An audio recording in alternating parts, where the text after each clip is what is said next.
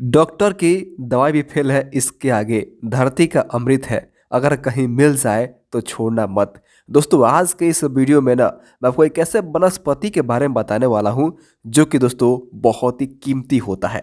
या दोस्तों हमारे आसपास जहाँ पर हम रहते हैं ना वहाँ पर हमारे साथ ही कुछ ऐसे वनस्पति होते हैं ना जो कि हर दिन दिखाई देते हैं, जैसे कि आप स्क्रीन पर देख रहे हैं।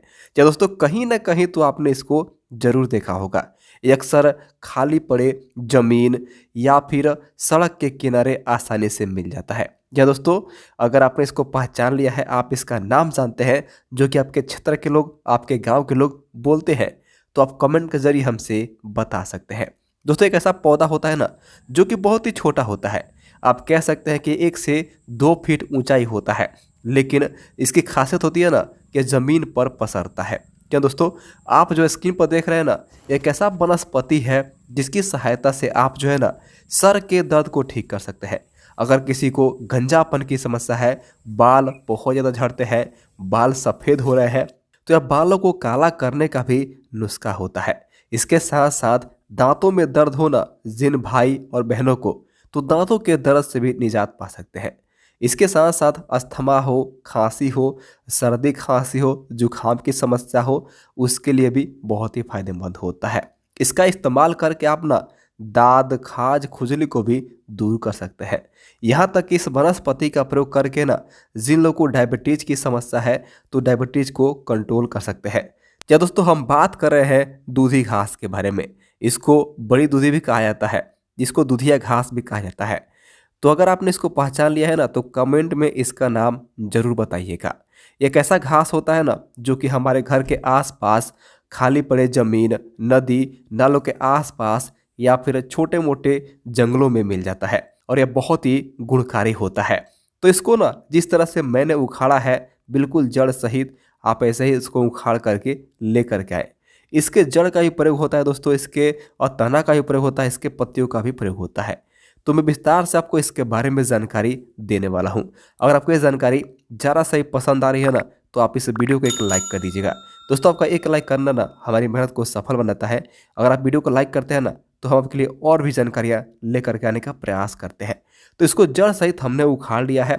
उखाड़ने के बाद क्या करेंगे ना, इसको साफ पानी से धो लेंगे। आप चाहे तो आप इसको जड़ सहित ही साफ पानी से धो सकते हैं, या फिर जितना आपको इसका इस्तेमाल करना है ना उतना ही साफ पानी से धो सकते हैं।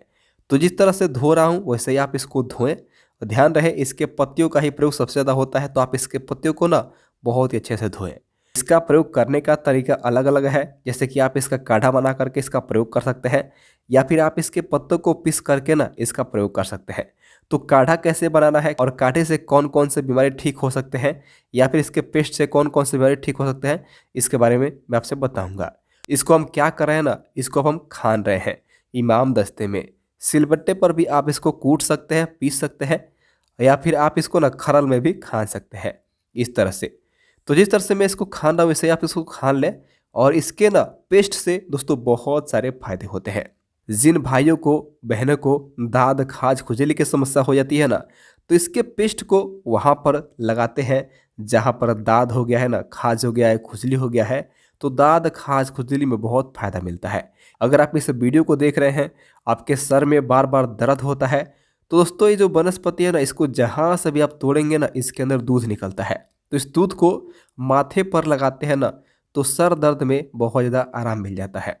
जिन भाई बहनों को दांतों में दर्द होता है, अक्सर हमारे दांतों में दर्द होता रहता है तो बहुत परेशान हो जाते हैं। तो जिन भाई बहनों को ना दांतों में दर्द होता है तो इसके मूल यानी कि इसके जड़ को रख करके चबाते हैं ना, जहाँ पर दर्द होता है वहाँ पर थोड़ी देर मुंह में रखते हैं ना तो दांतों के दर्द से निजात मिल जाता है। या फिर आप इसके ना जो दूध निकलता है उस दूध को दांतों के दर्द पर लगाते हैं ना तो इससे भी दांतों के दर्द में आराम मिलता है। तो ये देखिए मैंने इसको पीस करके ना कुछ इस तरह से इसका पेस्ट बना दिया है। आप इसी तरह से पेस्ट बना करके इसको घाव पर भी लगा सकते हैं, या फिर जिस तरह से इसका रस यहाँ पर दिखाई दे रहा है ना, इस रस को निकाल करके भी आप जो है ना दांतों के दर्द पर रख सकते हैं। इससे दांतों के दर्द में भी बहुत ज़्यादा निजात मिलता है। और जिन लोगों को ना गंजापन की समस्या है, समय से पहले उनके बाल सफ़ेद हो रहे हैं, या फिर उनके बाल बहुत ज़्यादा मात्रा में झड़ रहे हैं ना, तो इस तरह से इसको पीस करके आप चाहे तो आप इसमें इसके पत्ते, जड़, फल फूल मतलब जितने भी होते हैं ना सबको पीस करके भी इसका कल्क बना करके अपने बालों में लगा सकते हैं। या फिर आप इसके पत्तों को पीस करके भी अपने बालों में लगा सकते हैं। ऐसा करने से आपके बालों का झड़ना, आपके बालों का टूटना रुकता है। इसके साथ साथ असमय बाल जो सफ़ेद होते हैं ना उससे भी निजात मिलता है। लेकिन दोस्तों आपको इसका प्रयोग ना सप्ताह में 2 बार करते हैं और लगातार करते रहते हैं, तभी आपको इसका फ़ायदा मिलेगा।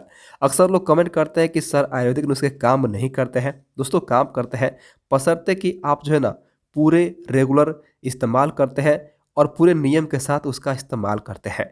कई बार लोग क्या करते हैं, मात्रा का ध्यान नहीं रखते, जितनी मात्रा लेनी चाहिए उससे ज़्यादा लेते हैं या फिर उससे कम लेते हैं, तो बहुत ही कम काम करता है। चलिए अब बात करते हैं ना जिन लोगों को बार बार अस्थमा, खांसी की समस्या हो जाती है, तो इसके पत्तियों का काढ़ा 1 गिलास पानी में इसके पत्तियों को डाल करके ना इस तरह से काढ़ा बना करके लेते हैं। अगर आपने मान लीजिए 1 गिलास पानी डाला है तो पानी कम से कम आधा गिलास हो जानी चाहिए। इस काढ़े को लेकर के पीते हैं ना तो इससे अस्थमा, खांसी में बहुत फ़ायदा मिलता है। इसके साथ साथ इससे भी आपके दांतों के दर्द से निजात मिलता है। आजकल के समय में डायबिटीज़ होना एक बहुत ही ज़्यादा कॉमन सी बीमारी हो गई है। तो दोस्तों डायबिटीज़ में ना इसका प्रयोग बहुत ज़्यादा मात्रा में होता है। आप इसका प्रयोग ना कई तरह से कर सकते हैं।